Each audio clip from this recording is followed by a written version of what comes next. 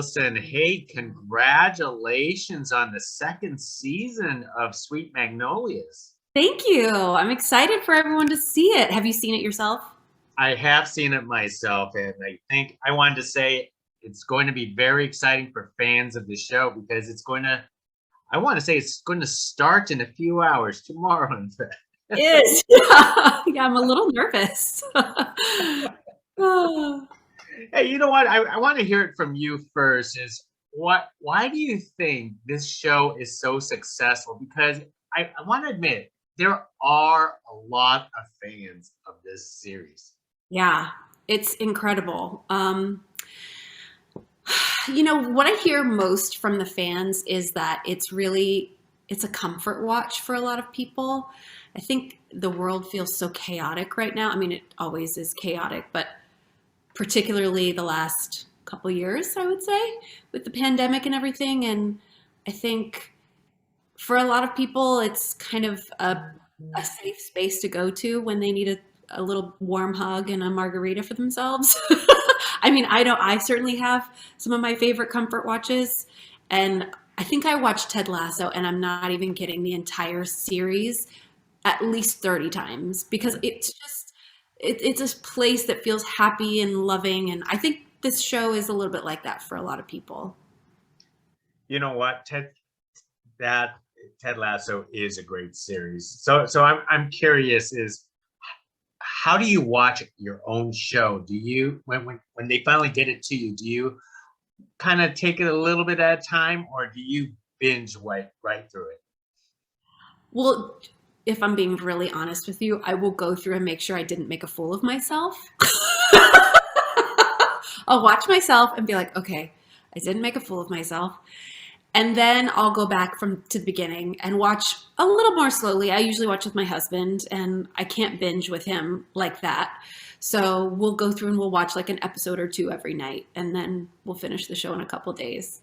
But yeah, I don't love watching myself. In fact, I hate watching myself, but I will watch it just to make sure again that I didn't completely embarrass myself because that's what I always think I'll do.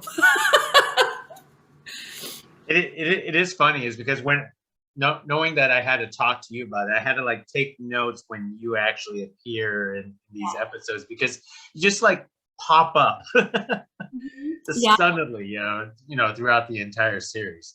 like the Wicked Witch of the West. Something like that. I mean, in any good series, I guess the truth of the matter is any type of series, even a series like this one, there has to be some kind of villain, right? Yeah, I mean, shows are built on conflict, so there has to be conflict in every episode, every scene for every character. So you have to have some sandpaper somewhere, and that's me. My cat is walking around. Sorry if you hear that jingle bell. So that's Mary Vaughn for you. Yeah, I think every show needs a villain or some sort of something to fight against. Otherwise, why are we watching them overcome it? You know what? Every show needs the villain, except the fact about Mary Vaughn is I get that sense is that she does not see herself as a villain. No, absolutely not. She just likes to win. She's I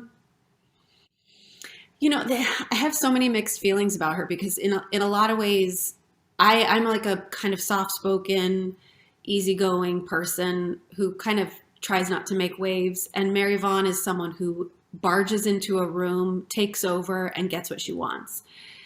And I admire that about her. I wish I were a little bit more like that.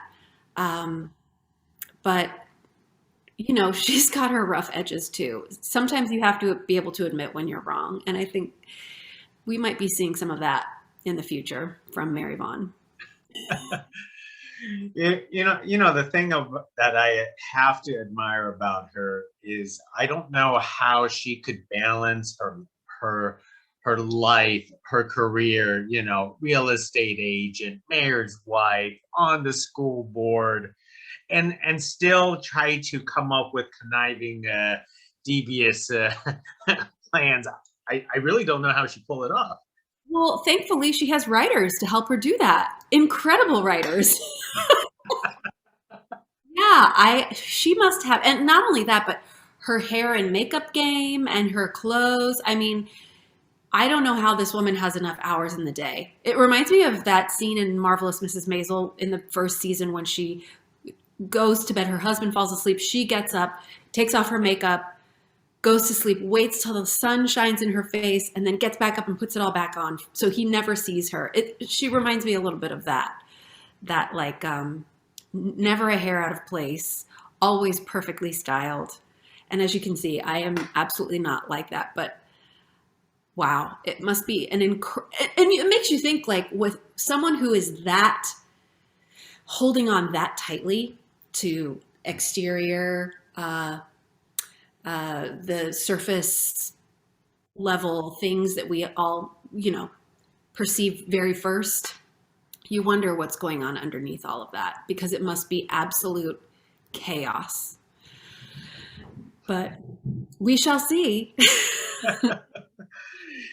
How long does it take to transform into that Southern Belle? And do you completely feel different when you become, Mary Vaughn in her shoes? Yeah, I do, because I don't I'm wearing sweats right now. I live my life in, especially since the pandemic, I've gotten really good at sweats. I generally don't wear makeup every day. I don't style my hair. This is as good as it gets.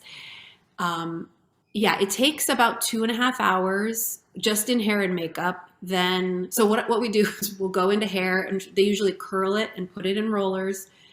And then I go into makeup. That's another hour. And then they take out the rollers, and Tracy does such an incredible job with my hair.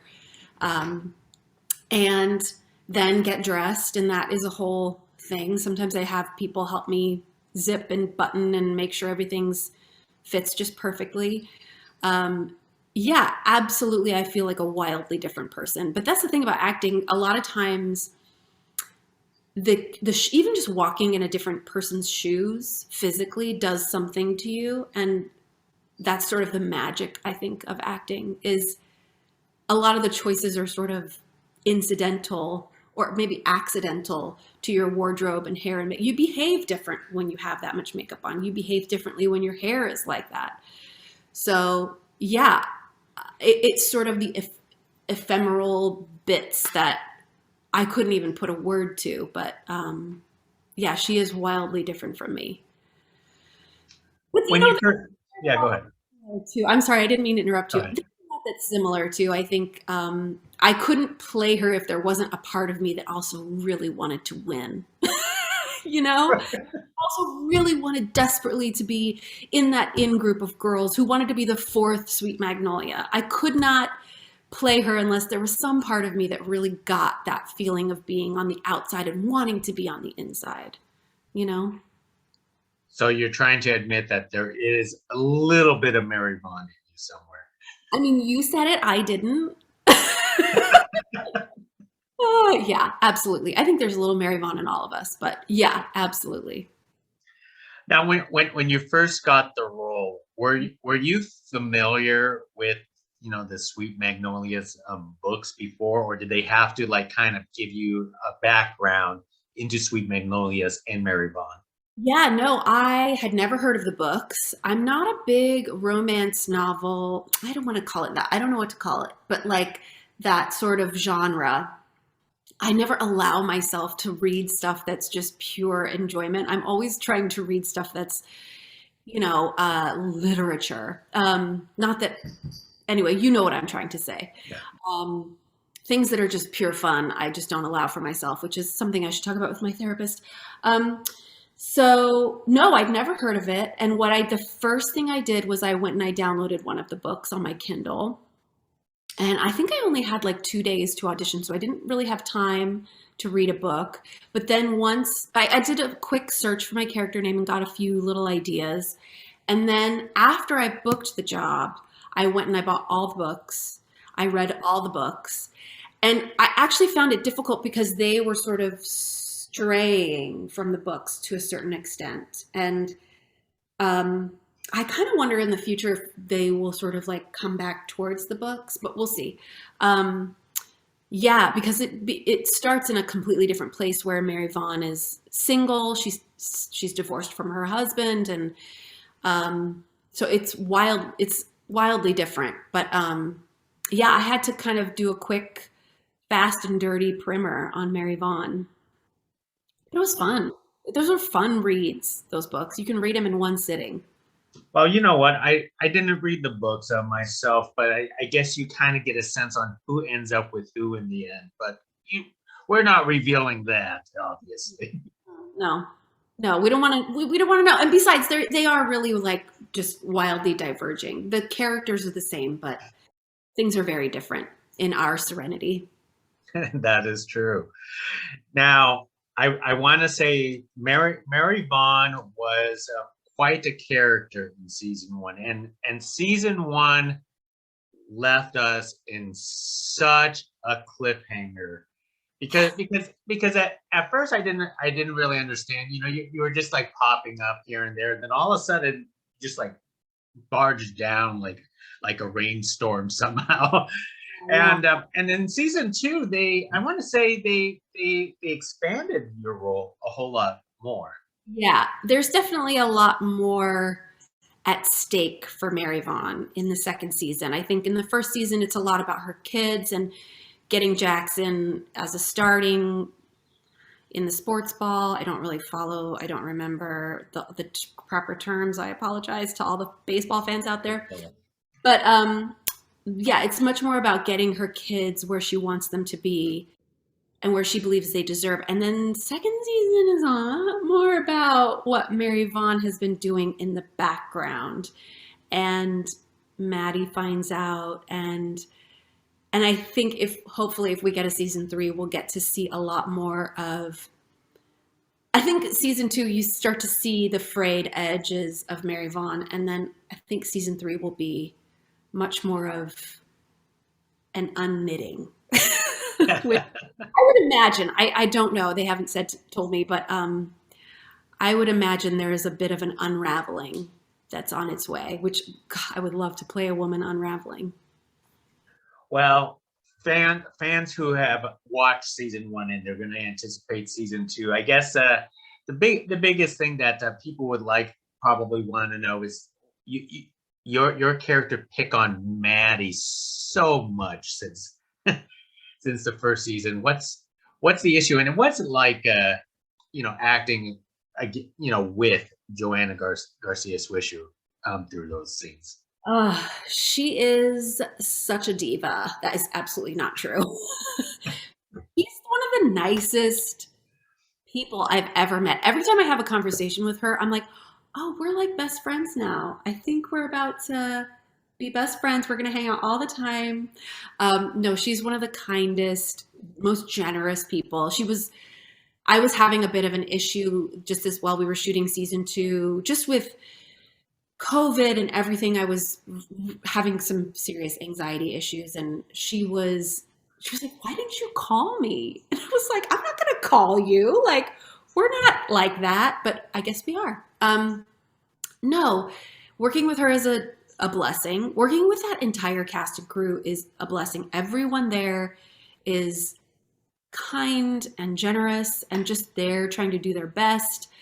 There are no bad apples in that group. It's such a pleasure. And I know I always hear actors say that, and I'm like, really? I don't believe you. But really, like, everyone there is so nice. And it's so nice to know that while we were going through the pandemic, that we had that group to come back to for season two. It was such a kind of a calm to my own anxiety. I never think I'm going to work again. So working with her is great. Wait, I'm sorry. What was the rest of your question? Maddie, the conflicts with Maddie. Conflict with Maddie. Okay, yeah, sorry. So you don't have to reveal specifics for season two, but let's. Yeah, it's already been revealed. It was revealed in season one, but it was such like a under the rug kind of comment. So what had happened was I was having a Sweet 16 birthday party, and the Sweet Magnolias decided to do a fundraiser. and they decided to do it on the same night as my Sweet 16. So that's sort of the beginning of my villain arc. Is they decided to throw a party at the same time as mine, and everybody ended up going to their party. Basically, they mean girled me. It's kind of harsh and mean of them to do that. They could have done it any other time. They could have done it a couple hours earlier, but no, they decided to do it at exactly my birthday. What a bunch of mean girls. So yeah, that's it. There's probably a million other things that the writers have decided, but I'm not cued into those things, but that is canon. Well, that is the origin story. That is for sure. Yes, my villain origin story.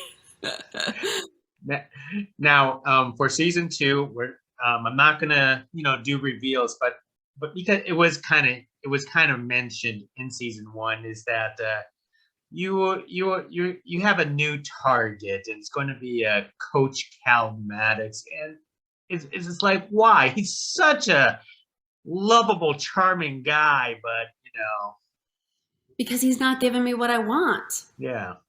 I mean, I want Jackson to be, head starting lineup. And again, I don't know my sports terms. I'm sorry. I want him to be the starting lineup, and Cal is in the way. And if Cal's in the way, off with his head. It's that simple. It is that simple, because Mary Vaughn is often misunderstood. If you really think about it, I guess villains, how can you say, they have families, they have friends. And in fact, I want to say for season 2, Mary Vaughn is actually very supportive of her family. She stands by her man, the mayor, and she's also very supportive of Jackson towards baseball and his pitching, endeavors. That's right. For me, I think Mary Vaughn is all about what she cares about most of all is, well, winning. She wants to win. And what that means for her changes from moment to moment. But for the most part, she wants her family to be respected. She wants to be one of the most respected people in town, whatever that means for Mary Vaughn from moment to moment. And I think having her son have I keep wanting to say football, having her son have the baseball career that he deserves is part of that algorithm, I think, for her. Winning means different things in different moments. And yeah, I think there's a lot of people out there who are like that, who no matter what, they just want to come out on top. And that may be her fatal flaw. Now, you mentioned several times about the pandemic filming, but I want to basically touch upon the idea, because you're LA based, and this is filmed in Georgia. When you are on the set in Georgia, do you feel that Southern charm? I mean, could you tell us more about that town? Because I believe that town is like the backdrop of several television shows. So it almost gives me like the impression like that town is fake. No, it's real. It is really real. I mean, we're about 45 minutes. Whenever you see an exterior, we're about 45 minutes outside of Atlanta in a little town called Covington. It is really real. It is really cute. It is just like what you see. I haven't spent a ton of time in Covington, and when I do, it's within the traveling circus of a production set. But yeah, whenever I come back from filming it, I catch myself saying, yes, ma'am, no, sir. You just slide into this different kind of life. I mean, I don't do that in California. I'm trying to think of a good example of like Southern charm.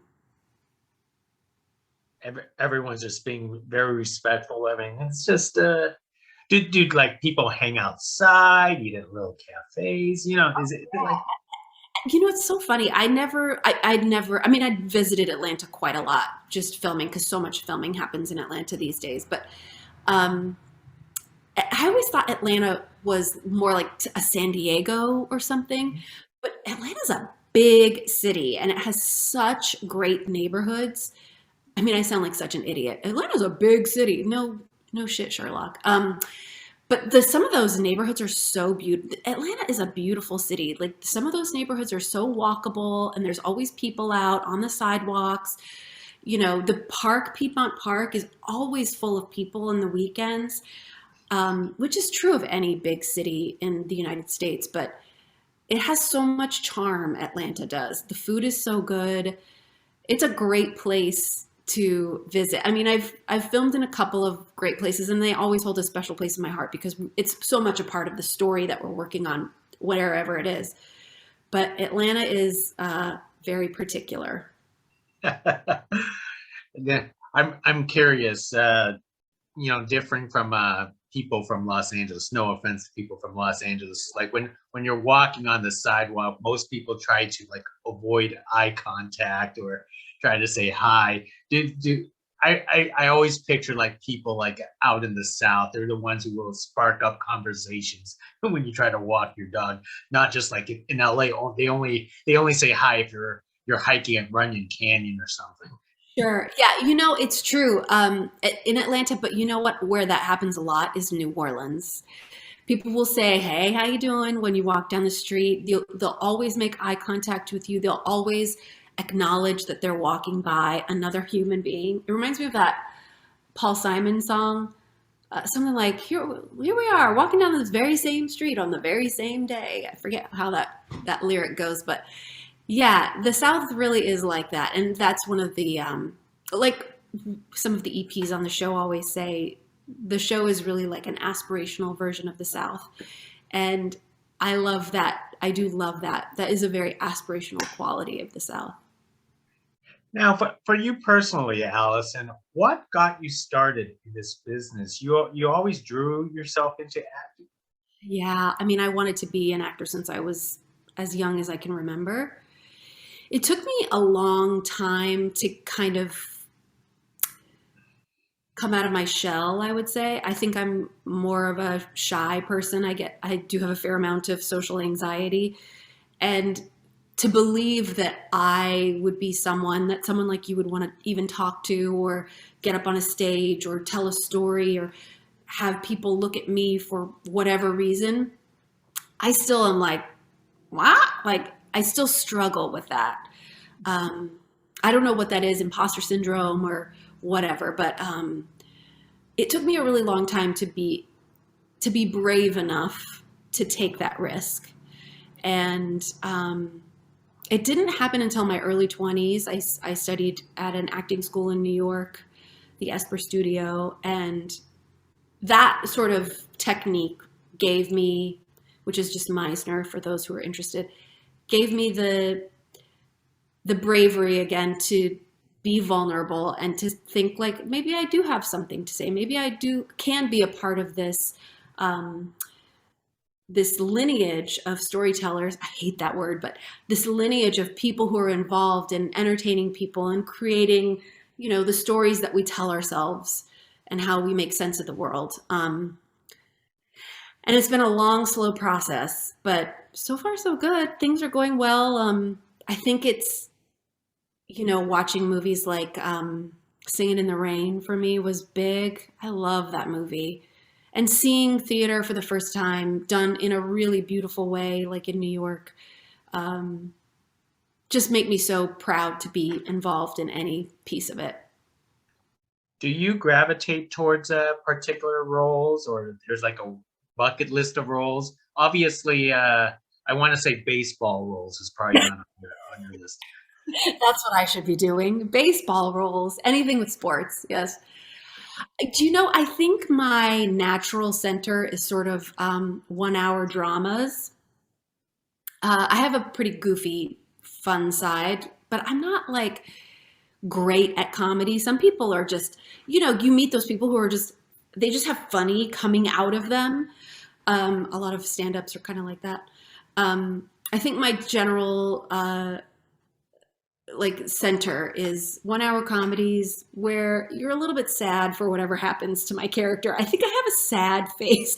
People always think that I'm sad. I'm thinking about nothing. And my husband's like, "Are you okay?" Yeah, I'm fine. So I think something like that. I don't really have like a bucket list of roles or anything. Some people have that. Maybe Much Ado About Nothing, but um, I don't know. I kind of consider myself just lucky every day that I get to wake up and do this job for a living. I still can't believe that I'm on this show that now has a second season that people are excited to see, that I get to go back to, hopefully, if we get a season three, that I get to wake up every day and live this life. I still am in shock that I'm not like either in a house full of babies or working in finance, which I did for a while. Oh God, I was terrible at it. I'm so lucky that I get to be here, you know? That is very fortunate. And one more thing. Besides, playing Mary Vaughn for yourself, is there the most notable or thankful role that you enjoyed playing the most in your career? Oh, That many, huh? I'm trying. Well, I mean, Sweet Magnolias will always have a special place in my heart because I've never got to explore a character for this long. So that's nice. And I love every single person that I work with there. But I think probably the thing I'm most grateful for, oh God, there's just a couple that early on kind of were signs to me that I was in the right place. Mhm. Like when I got to work on 12 Strong, I got to work opposite Michael Shannon. And he's such a theater actor. And that I remember thinking, oh, this is where I belong. This is, I mean, I'm incredibly lucky to be here, but also I deserve to be here. Does that make sense? And Mhm. like when I did Baby Driver, it was also again a little overwhelming with all those famous people, Jamie Foxx and Ansel Elgort and um, John Hamm and Edgar Wright and Bill Pope, the cinematographer. I was just overwhelmed. But then Jamie Foxx thought I was really good at screaming. And so I thought, oh, maybe I do deserve to be here. So yeah, I think it's so interesting. Every role gives you a little gift back. And Mhm. sometimes it's just like you're on the right path, just keep going. And sometimes it's a family and sometimes it's, connection. I don't know. Yeah. Did that answer your question? You know what? I was gonna say that is well said. Oh, thank you. Hold for a minute. Got lost in my thoughts, but yeah, I hope that was clear. No, it is perfectly good. Well, anyways, hey, thank you very much for speaking to us about season two and everything else about Sweet Magnolias. Hopefully, everything starts to open up, and we're gonna have to start, stop this solo effort of drinking margaritas by ourselves and start drinking margaritas with everybody else. That kind Oh, how wonderful would that be? Oh, that sounds fun. But I really appreciate this, and everyone's going to enjoy you and your character for season two. Well, thank you so much. This has been really nice. Thank you for having me. I appreciate it. No, thank you. Next time. Okay, have a good day.